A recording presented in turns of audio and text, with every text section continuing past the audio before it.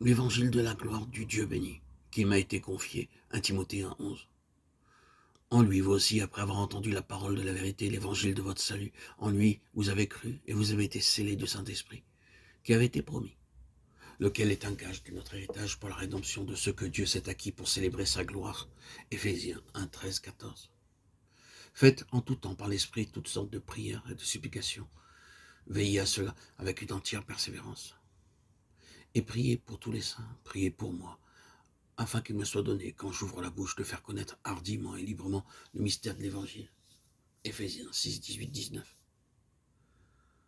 Il y a une ou deux choses que nous devons noter en relation avec ce qui a été cité dans Éphésiens 6, 18, Éphésiens 1, 13 et 1 Timothée 1, 11.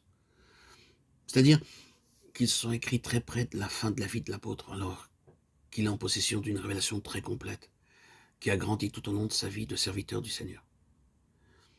À la vision initiale, il a été ajouté la révélation, un élargissement de la connaissance spirituelle, parfois de manière spéciale, mais s'inscrivant dans le cours normal de sa marche continuelle avec le Seigneur.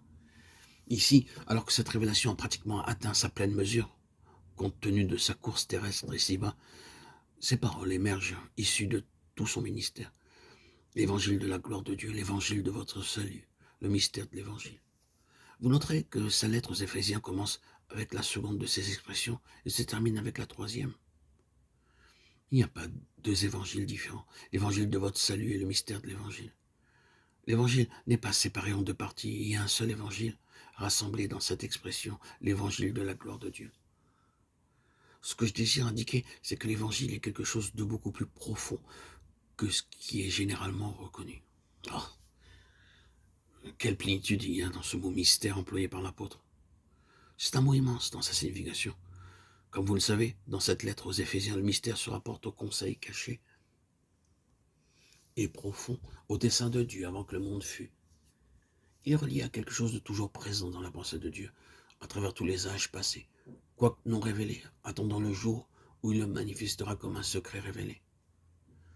Dans ce mystère sont tous les desseins et les conseils divins qui trouveront leur pleine révélation à la fin des âges, dans cette dispensation, dans la plénitude des temps.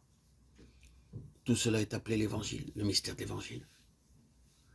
Oui, l'évangile de votre salut est tout cela, quelque chose d'immense, d'insondable. Dans cette courte lettre, tout est résumé par des superlatifs imbriqués les uns aux autres. Vous sentez que l'apôtre est rempli de tout cela, est très près d'une explosion. Il ne peut pas trouver tous les mots d'un riche langage pour exprimer lui-même tout ce qu'il appelle le mystère, l'administration de ce mystère qui lui a été confié. C'est immense. Et quand il écrit sa lettre à Timothée, il va au-delà de tout ce qui a été exprimé.